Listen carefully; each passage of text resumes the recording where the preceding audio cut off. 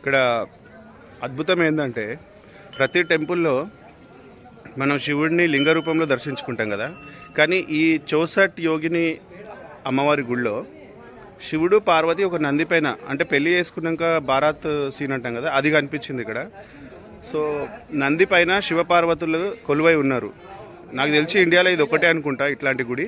So గుడి ప్రాంగణం కూడా చూడండి, మొత్తం పురాతన శిల్పాలతోటి 90 శిల్పాలతోటి అలంకరించబడి ఉన్నది. ఇది కూడా ఒక రౌండ్ ఆకారంలో, అంటే ఒక వృత్తాకారంలో నిర్మించబడింది. బట్ ఇది ఎవరో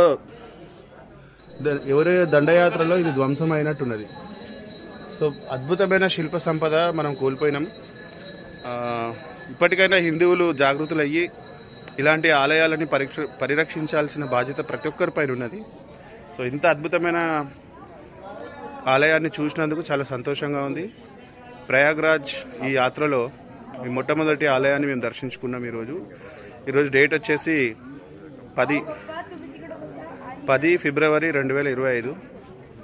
సో చౌసట్ యోగిని మాతా టెంపుల్ ఇది మధ్యప్రదేశ్లో ఉంది. సో తప్పకుండా దర్శించి తీరాల్సిన ఆలయం ఇది. Okay, thank you. So architecture కూడా శాండ్ స్టోన్ తోటి చెక్కిర్రు ఇవన్నీ. సో ఈ శాండ్ స్టోన్ మీరు చూస్తే ఇట్లా ముట్టుకున్నప్పుడు రఫ్గా ఉంటుంది అన్నట్టు, రాయి చాలా రఫ్గా ఉంటుంది రాయి. సో ఈ శాండ్ స్టోన్ తోటి మొత్తం ఈ ఆలయాన్ని నిర్మించారు.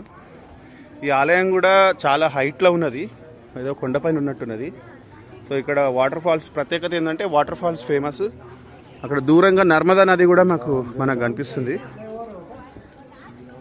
సో ఇది డ్రోన్ షాట్ తోటి ఈ గుడిని ఎక్స్ప్లోర్ చేస్తాం.